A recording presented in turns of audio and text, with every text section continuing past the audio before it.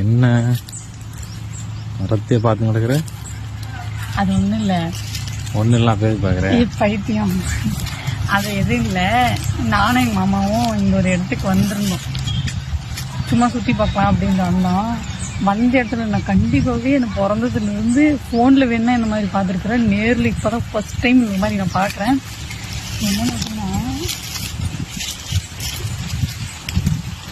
இந்த மாதிரி பழம், அவங்க மேலேயும் பழம்.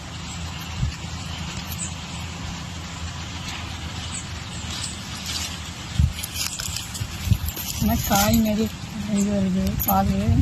ஆனால் பழம் யாராச்சும் பார்த்து சத்தம் போட்டுருக்கானே பயமாக.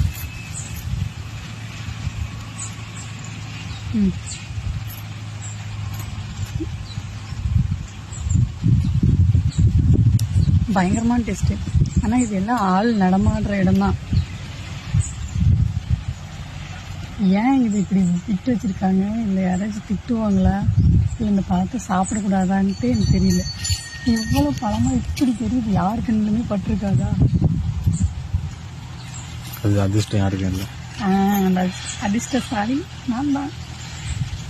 20 கிலோமீட்டர் தாண்டி வந்து அதான் இந்த சந்தானம் படத்தில் பிரியாணி சொல்லுவாங்கல்ல அந்த மாதிரி அது யாருக்கு கிடைக்கும்ட்டு இருக்கோ அவங்களுக்கு கண்டிப்பாக கிடைச்சிடும். இந்த பழம் எனக்குன்ட்டு இருந்திருக்கு, எனக்கே கிடைச்சிருச்சு.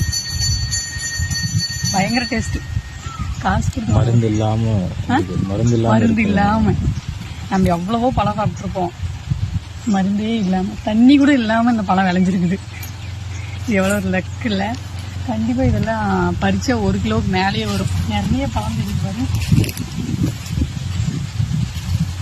ஆனால் ஏதோ ஒன்று சாப்பிட்றோம். நிறையெல்லாம் பறிச்சு பணம் வச்சு திட்டாங்கன்னா பாய். உங்களுக்கு இந்த மாதிரி அனுபவம் இருக்கா அப்படின்றத மறக்காம கமெண்ட்ல சொல்லிட்டு போங்க. பாய்.